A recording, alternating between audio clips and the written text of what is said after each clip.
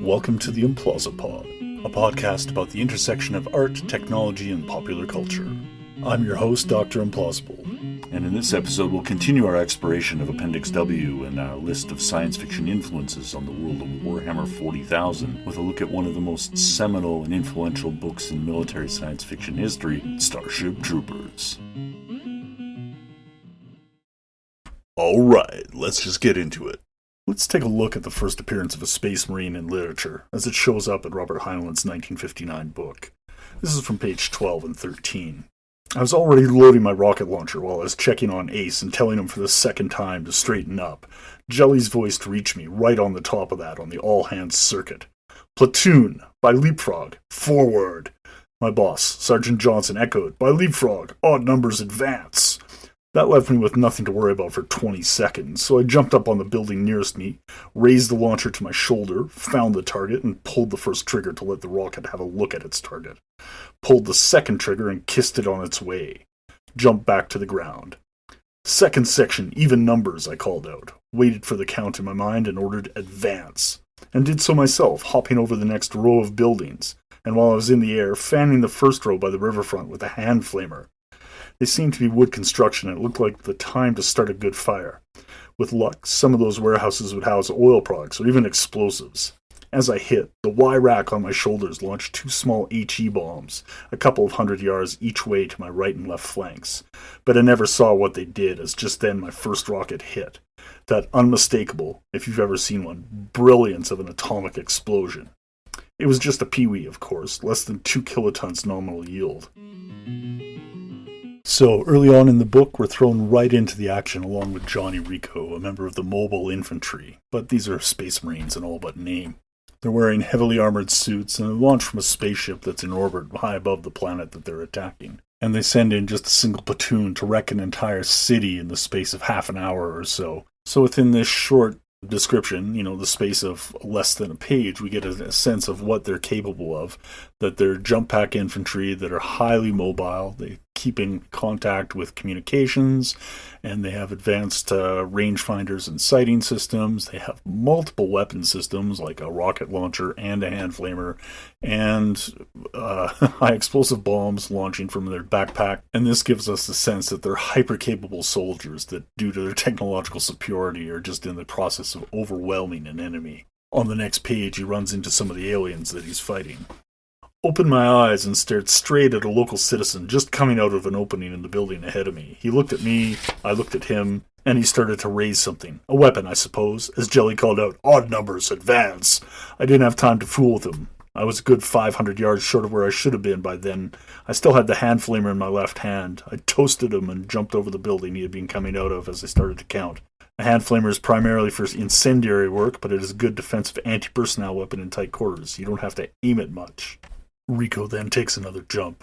I found myself down on a roof, but not a nice flat one where I might have tarried 3 seconds to launch another Pee-wee rocket. This roof was a jungle of pipes and stanchions and assorted ironmongery, a factory maybe, or some sort of chemical works. No place to land. Worse still, half a dozen natives were up there. These geezers are humanoid, 8 to 9 feet tall, much skinnier than we are, and with a higher body temperature. They don't wear any clothes and they stand out on a set of snoopers like a neon sign. They look still funnier in daylight with your bare eyes, but I would rather fight them than the arachnids. Those bugs make me queasy. And within the space of another page, we get more of the world building of the story, more of the capabilities of the armor and the soldiers, and we're introduced to 2 alien races, the skinnies that he's currently fighting, and mention of the arachnids that we'll meet much later on in the book. Now, these arachnids are notable for being the ones featured in the movie, but they're described differently here, and maybe that gives us a quick opportunity to talk about the difference between the movie and the book. So, the movie came out in 1997, directed by Paul Verhoeven. It was loosely adapted based on the novel, but there's a lot of differences, and this has been brought up multiple times. The screenwriter Ed Neumeyer, who had previously collaborated with Verhoeven on RoboCop, which, just as an aside, is one of my all-time personal faves, had started a draft script called Bug Hunt in the 90s, when while he was shopping that around, it was noted it had some similarities with Heinlein's novel. Once the rights were secured and the adaptation began, well, then the executive notes and also Verhoeven's directorial vision kind of took over. Verhoeven infamously only read a couple chapters in the book before he thought it was boring and then just decided to use it as a springboard Award for his critique about totalitarianism and fascism. So a lot of what we see in the film is pure Verhoeven, and from the guy who brought us RoboCop and the Schwarzenegger flick Total Recall, we can see that lineage and that wry sense of humor. But I digress. The focus here in Appendix W is on those elements of fiction that led to the development of the Warhammer 40,000 universe, which came out in 1987, and Verhoeven's film wasn't launched till 97, as we said. So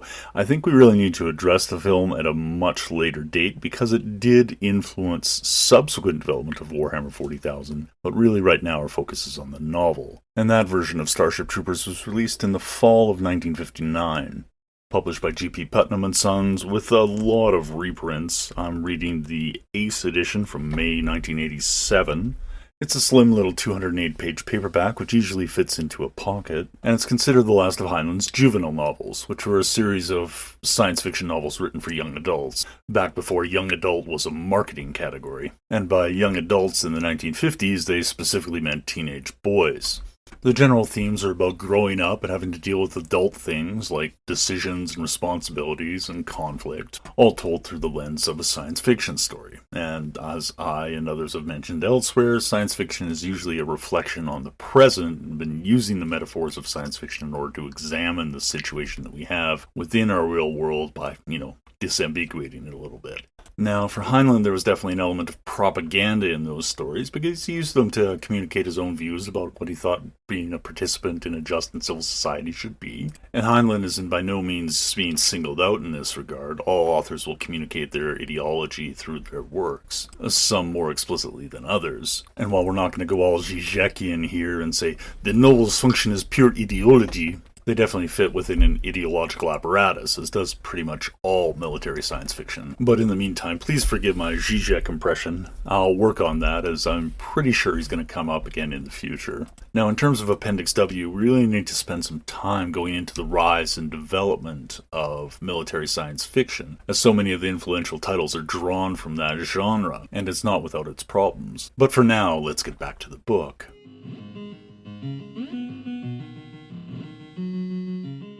Now, this is the part that's most fun for me, and looking at this, we're probably going to have to turn this into a recurring segment and look at it every time we look at an influence on Warhammer 40,000. I like looking at the technology that was presented in the fiction, and then seeing how it manifested within, in this case, the game. Often we like looking at things that show up in, say, a science fiction film, and then see how they get implemented in real life. Or with our Cyberpunk series, we like looking at the material that was presented in Cyberpunk, and see how that turned into the inspiration for development for our current technological systems that we have in, say, 2022. But in the context of Appendix W, we really want to look at the technology as presented in the book and see how it was turned into something in the game. I'd say gamified, but I really don't like the term. Here we just want to see how it was incorporated as an element. So returning to that last excerpt, let's take a look at some of the technology that's presented in the novel. First up, we have the armor, the Marauder armor. It's a fully enclosed suit with some environmental protection. It has advanced comms, including what sounds like a heads-up display. It has multiple vision systems, including the snoopers, which sounds a lot like low-light vision, along with, say, an IR or UV vision as well. And, of course, the suit, which, as I said, it's self-contained. Like, the infantry deploys from low orbit. They're in a drop pod, which breaks open in the atmosphere, and then they parachute the rest of the way down. So it's a jump pack infantry, or what we'd call jump pack infantry. They can make assisted leaps that cover vast amounts of distance and can get to the top of buildings. It isn't actually a flight suit, the way we now think about it, but I'm going to touch on that here. Because if the suit sounds familiar, outside of the flight, it's almost the same kind of thing we saw represented in the very first Iron Man film back in 2008. It's more advanced than Tony's original version in the cave, obviously, but it's very close to the one that's presented as like his first or second gen version, minus Jarvis and the flight boots. It's pretty close. But again, this is 1959. Iron Man didn't appear in Marvel Comics until Tales of Suspense number 39 from March in 1963. Did Stan Lee draw inspiration from Heinlein's work? It's hard to say. They were both writing in the Cold War era, and they were dealing with similar themes and issues, but I think their approaches were a little bit different. Stan Lee was talking much more about the industrialist and the armor on the outside, but being weak on the inside, whereas Heinlein was much more talking about the military as a whole. But it's interesting to see how the parallels develop over time. But turning back to the Marauder armor, we can see how that directly showed up in Warhammer 40,000. The types of systems that were listed in the detailed version of power armor that was given in the early writing on Warhammer 40,000 in both the books and in the White Dwarf magazine. And the jump packs were mentioned in the original game, and drop infantry was a thing from very early on. I mean, they're basically high-tech paratroopers taken to the edge of space rather than from a glider over Normandy. But that idea of dropping out of the skies on your enemies still holds a great deal of fascination. Shifting from the armor to the weapon systems, we see a bunch that are explicitly named that end up showing up in Warhammer 40,000 as well. I point to the hand flamer, which is an idea is kind of unique. A flamethrower that doesn't require the backpack that was present in all the military versions at that time, and shows up here verbatim within Warhammer 40k. Additionally, the rocket launcher, the shoulder-mounted version with multiple different warheads that can be selected and then used as required by the battlefield conditions. This is the one basically exactly as it was presented in the rulebook, and it was also the one that came rather famously with the original RTB-01 Space Marines set, the one that was the first plastic kit that Games Workshop released. The close-up grenade harness showed up on the very first Terminator Marines, which came out shortly after the rulebook and were part of the very first edition of the game. Then, dialing back from the small, human-sized and personal tech, we have that idea of the Starfleet, the starships that the troopers are dropping from here. Let's take a look at that.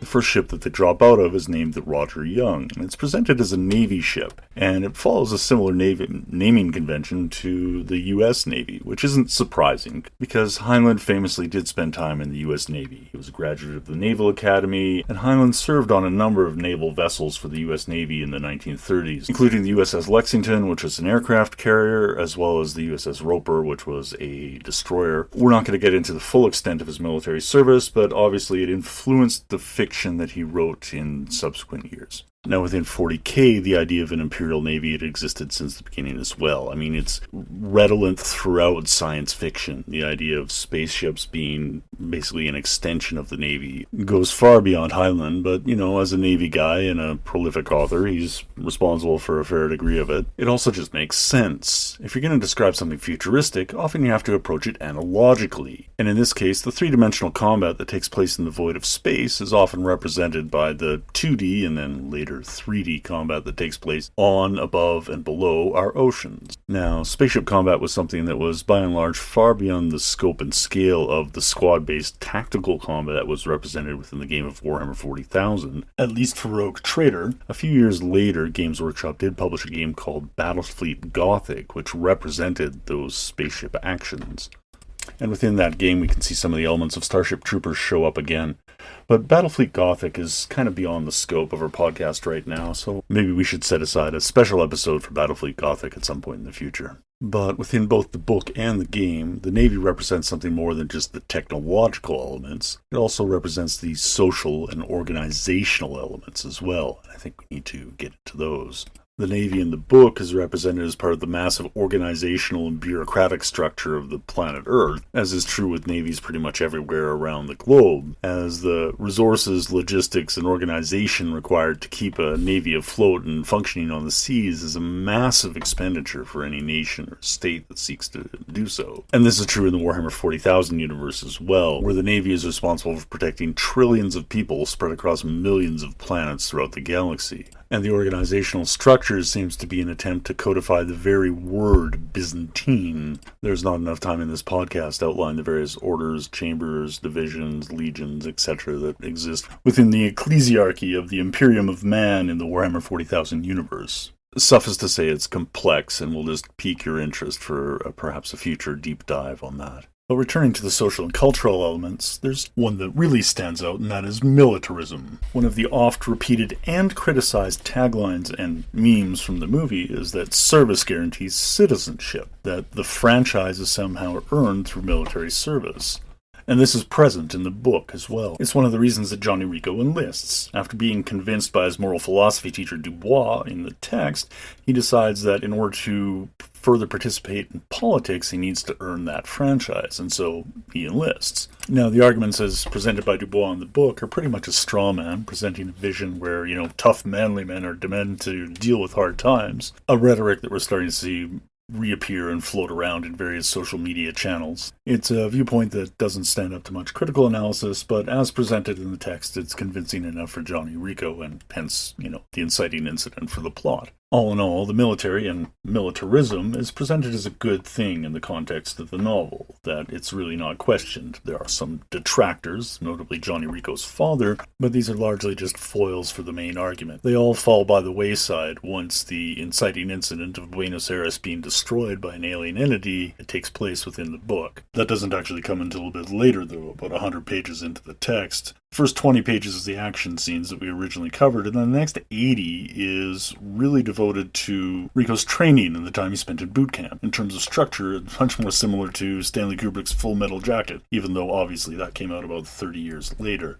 Speaking of boot camp, one of the thrills I got in the book as a younger reader was that it took place at Camp Arthur Currie, named for the Canadian general who led the Canadian Corps during the First World War. When I was growing up in Calgary, Currie Barracks was a feature on the west end of town, and to have that local bit of recognition, it really kind of piqued my curiosity. Within the book, Johnny Rico just refers to it as being within the Northern Plains, which suggests something of a unified North America, or at least a world government, and also that'd be a long ways away for someone from Buenos Aires, and probably not necessarily that warm and hospitable. But the other thing the 80 pages on boot camp really did was drive home the militarism and the ideology behind the book. We see scenes of corporal punishment, with soldiers getting the lash for infractions. We see the rather high rate of attrition as recruits are unable to secure their franchise or even make it through basic training. The washout rate is in excess of 90%. And all in all, we get a sense of how well trained these recruits end up being. But the challenge, in not just this text, but with a lot of military science fiction, is that it puts the military first.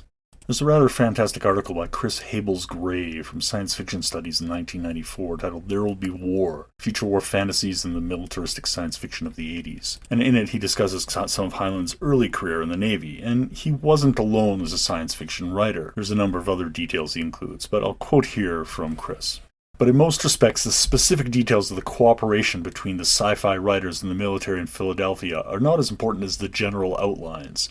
Clearly, by the 1940s, the discourse universes of military R&D experts and technically literate and/or oriented sci-fi writers have become one. This use of sci-fi writers as military analysts may have been the first case, but it was not the last. End quote.